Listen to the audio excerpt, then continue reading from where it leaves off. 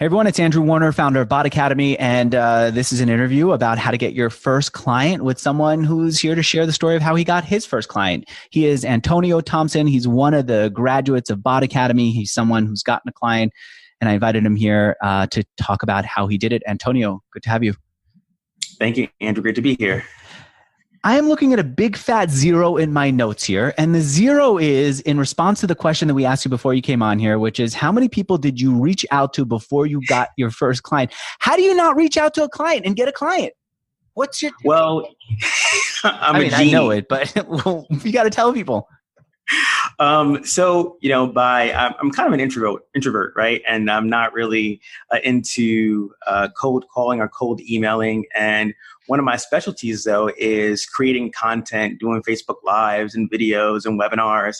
And so I just hosted a webinar and did some Facebook Live videos and attracted folks to me, and then had a conversation with those who were interested in learning more about this new technology and chatbots. Let me break down your process.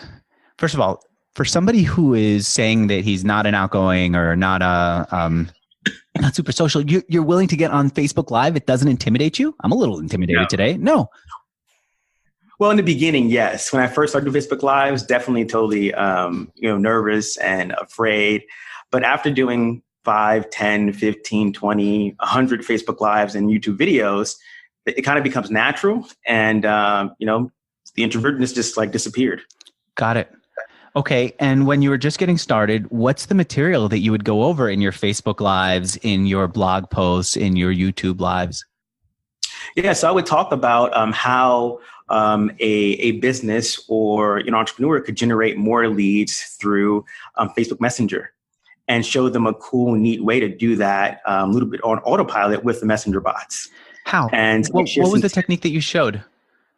Yeah, so I would talk about, how to, create a post, create some curiosity, and ask an open-ended question, and then have people respond to that particular post or Facebook Live video or content, and then have the chatbot come in and, continue the conversation. Meaning a Facebook post that says, here's something really interesting about my business. If you want more, comment below, or if you want more, hit this link. And then the chatbot goes in, and that's what you showed them.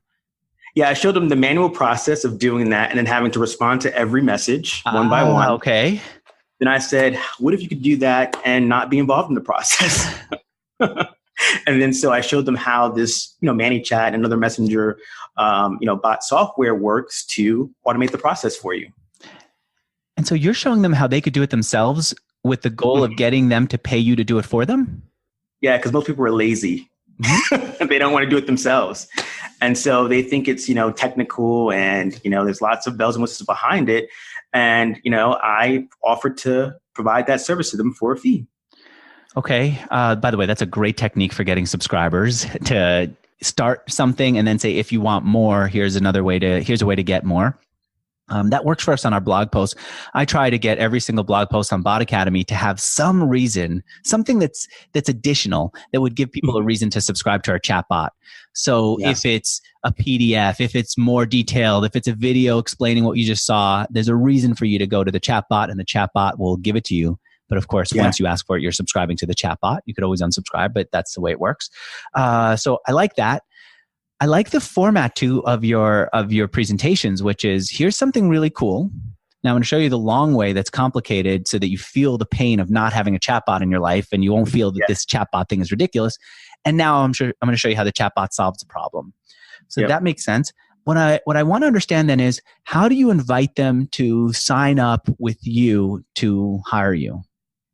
Yeah. So if someone at the end of the webinar or whatever, the chatbot sequence or whatever, I then give them an opportunity to jump on a call with me if they would like to have something like that for their business. And so from there, we'd have a conversation about what their needs are. And if it's a fit, I would then offer my services to them. There, I'm trying to watch the chat as we're doing this, and it came on. Do you have them go to a forum so they could qualify themselves? Yeah, so actually I have two processes. One is they can either complete the form inside of Messenger, inside of ManyChat, or they can go outside of ManyChat into my scheduler, schedule a time with me, and also complete the same questions there. And what you're doing is trying to figure out if they should even get on a call with you or if they're just too new to do it, right? Correct. And it's trying to figure out what their budget is for advertising and marketing, because it is a combination of both, messenger marketing and Facebook ads, because I do that as well. So I want to know if they actually have a budget set aside for marketing. What's the threshold that you're looking for to set up a call with you? Yeah. So if they have a marketing budget of between I say the lowest is $1,000 a month up to whatever is infinity. And you're asking for a chatbot creation budget or an advertising budget? Advertising budget, just to get where they're at. Because if they don't have an ad budget, what does that tell you? Well, they probably it tells me that, if they don't have a marketing budget, they're not a sophisticated business as of yet. And so my services probably won't be a fit for them. And they probably won't be able to afford me in terms of building the bot for them. Okay. All right. And that's something that Mary Catherine Johnson said at the live event that we did in Austin, where she said that she's looking for qualifying questions before she gets someone on a call. And if they're too new, if they don't have enough of a budget, if they can't afford her, she and you and everyone else are better off directing them towards free material where they could learn some things on their own, get a little more experience, and then be able to afford you. Yeah, because my goal eventually is to get them to run some ads to their bot to get more subscribers. So if they haven't set aside a budget for marketing, scaling up might be a challenge. It's not impossible, but it may take some more time. Can you talk a little bit more about how you demonstrated the long process, the one that doesn't involve the chatbot? Brian in the chat, Brian Desher is asking. Yeah, so basically, in simplest form, creating a status update. Saying, hey, I'm going to make this up on the spot here, but, are you looking for, let's say, more leads and customers for your business? Well, I just found this awesome new way to attract more people to you. If you'd like to learn more information about it, just type something in the comment below, type yes, or, say you'd like more information. And when they type that information, I then go through the process of manually showing them how I would reply to every single person one by one. And then I take it the next step where I say, what if you could do this on autopilot and not have to reply to every single person and have an automated process where the questions are responded to using this tool called ManyChat or a chatbot. And then I show them me doing it live, but also I have a recorded video where I actually go through and show how this works on autopilot without me being present. Okay, I get that. And by the way, showing video for the stuff that is, I used to do demonstrations where I would go live. I would do my screen share and I would watch and I would show people click by click how I'm doing something. And I thought that was the best way to do it because they could actually watch me making mistakes, see how easy it is to do it, watch it feel like real, which it is. And what I found was there are potential bugs. The browser's not working clearly. Yeah. The website I'm using is not working exactly right. I click on the wrong link, which then takes a moment for the site to load up. And then I realize it's the wrong link. Then I go back. Those things are a pain. I've now done what you do, which is I have videos ready to go to demonstrate the part that's critical. And I got that from you in the course. Yeah, it helps. And you know what I do is I give people in the course my video demo if they want to use that because it does help to have a video demo. I'm glad to hear that you used it. How much did you charge for your first client? My first client was $1,500 for setup. For setup and a $500 retainer a month. And you asked right away for the retainer so that you can have an ongoing relationship with them. Yeah, because the tool, the software is constantly changing and being updated, and so things break. There's new features that come out, like all the announcements made at the conference. And so you want to, be on top of your game and just give them the bells and whistles. So it makes sense to have a retainer. And it's Bryn, by the way. Sorry, Bryn. I see. Rhymes with win. She just chatted to me. What are some of the things that you do to earn that retainer from your clients? So obviously when things break, that makes sense for you to go in and fix it, but that's maintenance. People don't get excited about paying you for maintenance. What are some of the features that you use to enhance their chatbot? Yeah, so new growth tools, setting up new growth tools for them to get more subscribers and more leads. Adding on Facebook advertising, so setting up JSON ads to drive more traffic to the bot. Adding more messages to sequences. One of the things that I did recently that was very cool is, some of my clients have awesome testimonials. And I said, why don't we just set up, a string of broadcasts that share testimonials. And then, when you're ready to, sell a new product, put the testimonial out there and get some more people to see exactly the benefits of what you're offering and how it can help them in their particular life. So definitely adding new features, more broadcasts, more sequence messages, more growth tools. What else do we do? Facebook ads, a lot of cool things you can incorporate into the retainers. Do you do the Facebook ad buying yourself or do you partner with someone? I do Facebook ad buy myself. Okay. And that's a skill that you had before and now you're enhancing it with this. Yeah. If you knew how to buy Facebook ads properly, why not just focus on that? Why add chatbots to the mix? I don't know. Something excited me about chatbots. At first, when I first was introduced to the whole concept of automation and chatbots for Facebook, I was like, oh, this can be kind of spammy, just like Twitter and how they have the bots and everything. So I'm not going to get into that. But after being on your webinar like 4 times before I actually bought the course, it kind of made sense to me. Like I was like, okay, this is an awesome channel. It looks like that's where communication is headed, the way people are communicating on their mobile devices. And so I think this is a great opportunity to get in early and make a lot of things happen here. So I got really excited about it. And Facebook ads and messenger marketing, they go hand in hand. Like they work very well together. And so it just made sense to add it on as a component of my business. Randy is asking if you allow your client to send out broadcast messages or do you manage all the communication for them? It depends on the client. Sometimes I'll create the broadcast messages for them and then they can send them out, just so it doesn't end up being an email going out. So I'll create the broadcast, and if they want to send them out, they can, or it can be part of my retainer fee where I do the broadcast for them.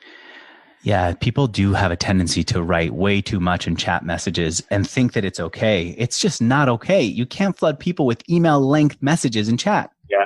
How did it feel after you got your first chatbot client? I was very excited. I think probably the most excited I've been in a while about marketing. Yeah. Just because it just built that belief level in the tool and in what we're doing, that this is a game changer in communication. And I just could see the potential growth of my business just from that one client and getting started with that person. Elon saying that I agree. I thought it was spammy at first, but then Andrew explained it, became very smart marketing strategy. And yeah, once you start to see what a chatbot really is, it becomes exciting. It makes sense.